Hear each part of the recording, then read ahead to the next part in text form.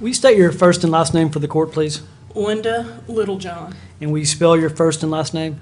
Linda Littlejohn. Thank you. And Ms. Littlejohn, I believe you are now retired. Is that correct? That's correct. Okay. When did you retire? June of 2018. All right. And prior to your retirement, did you serve at the Tennessee Bureau of Investigation? I did. And what was your position there? I was a Special Agent Forensic Scientist in the microanalysis section. Okay. And can you give us a brief background of what a microanalysis does? Microanalysis is commonly referred to as trace evidence. It's a unit where we do a lot of different testing, which include shoe print comparisons, fiber comparisons, glass comparisons, physical comparisons, gunshot residue. It's when you're trying to take a trace amount of something and compare it back to a known standard. Thank you. And what background and training do you have to become a microanalyst? Well, I have a Bachelor of Science degree in the major of chemistry from the University of Tennessee at Martin. And then when I was employed with TBI back in October of 1988, I correctly completed a 2-year training program in the areas of shoe print comparison, fiber comparison, and physical comparisons. And during that time, I read various articles, gave presentations, and learned how to process evidence under the direct supervision of other court-qualified forensic scientists. Then I correctly completed competency tests in these areas and mock trials in these areas. And I was also a member of a vehicle violent crime response team. Thank you. And Ms. Littlejohn, have you been previously qualified as an expert in the field of microanalysis in the courts of Tennessee? I have. And how many times have you testified as an expert? Over 150 times. I would tender Ms. Littlejohn as an expert in the field of microanalysis. Questions from the defense? No objection, Your Honor. Thank you. Ms. Littlejohn will be qualified as an expert in the field of microanalysis. Thank you. And Ms. Littlejohn, on or about April 6th of 2018, some point in April, did you process a red Chevrolet Impala? I did. And I'm going to direct your attention to the screen for just a moment. But before I do that, I'm going to ask you if you could identify these photographs. Just take a second and look through them yourself, and we'll discuss them. Recording in progress.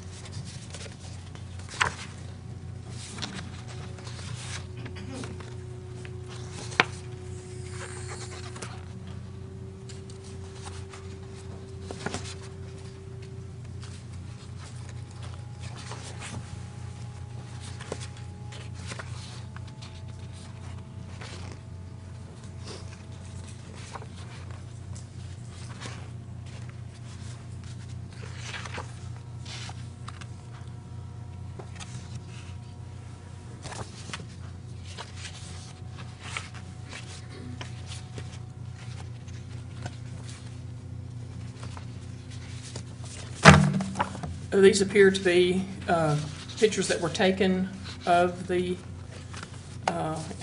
Chevrolet Impala. Okay. I don't think they're necessarily pictures that I took, but I can tell that they coincide with some that I took. And they're within your file? They look to be enlarged of your thumbprints. Yes, some of them, but some of them look like they're different angles possibly that Understand. another person may have taken. Okay. And so in April of 2018, and I'll draw your attention to the screen, is this the red Impala or maroon Impala that you examined? Yes. And is this photograph what we see on the screen? Yes, it appears to be. All right. I'll move that as the next exhibit. 201.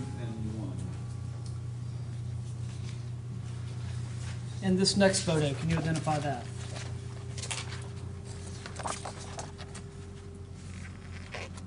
Yes, it appears to be a photo of the wheel well of the Chevy Impala. Thank you. Move that as exhibit 202.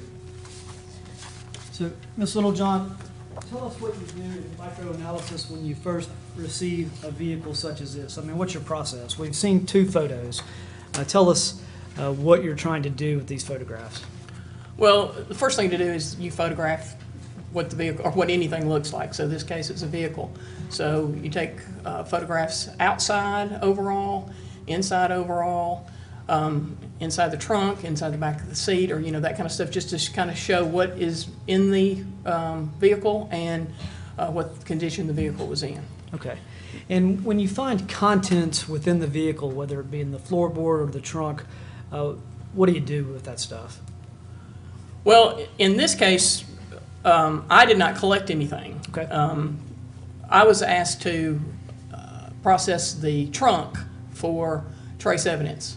So what I did was I did photographs overall, and then I vacuumed the trunk for any type of trace evidence that might be there, and I collected those vacuumings. And then I was also, and then I took standards, fabric standards from the inside of the trunk in case we were to ever get the victim's clothing, then I could compare those. So I took standards from the trunk liner, and there was a floor mat in the trunk, and so I took those and collected those.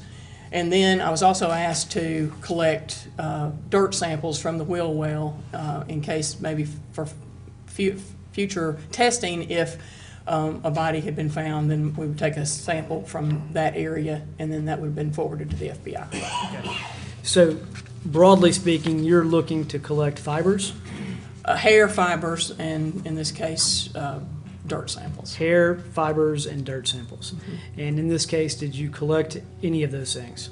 Well, I collected vacuumings, which could have contained hair and fiber, and I definitely collected the standards, and I collected dirt samples. All right. So once you collect those items, what do you do with them? I give them to the evidence room, and they're stored there until they are asked to be tested further. Okay. And in this particular case, you completed a report, is that correct? Yes, I did. And does this appear to be a copy of your report? Yes, it is. And just so we'll know exactly what the report means, you have an exhibit listed as a Chevrolet Impala That's correct. and a result of 001. Yes. And what does the result say? This exhibit was processed for trace evidence. No further testing at this time. And is that your signature, Linda Littlejohn? It is. Thank you. And I'll move that as exhibit 203. Now, Ms. Littlejohn, I'll turn your attention back to the screen, and we were discussing some of the exterior and interior photographing that occurs in the processing, and as you're processing the vehicle. We've already looked at this photograph. Can you identify this?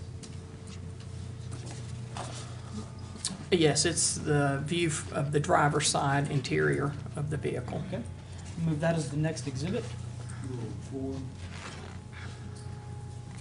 you identify this photograph? Yes, this is a close-up of the steering wheel. And can you describe what you see on the steering wheel? It looks like there's dirt on the steering wheel. Dirt on the steering wheel. Thank you.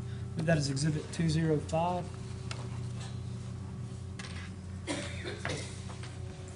Can you identify this photograph? Yes, this appears to be in the back seat of the passenger, the back side of the passenger seat. Thank you. And I'll move that as exhibit 206. And Ms. Littlejohn, you may or may not be familiar with this photograph. Can you identify that? I do not believe I can. This is not a photograph that I took.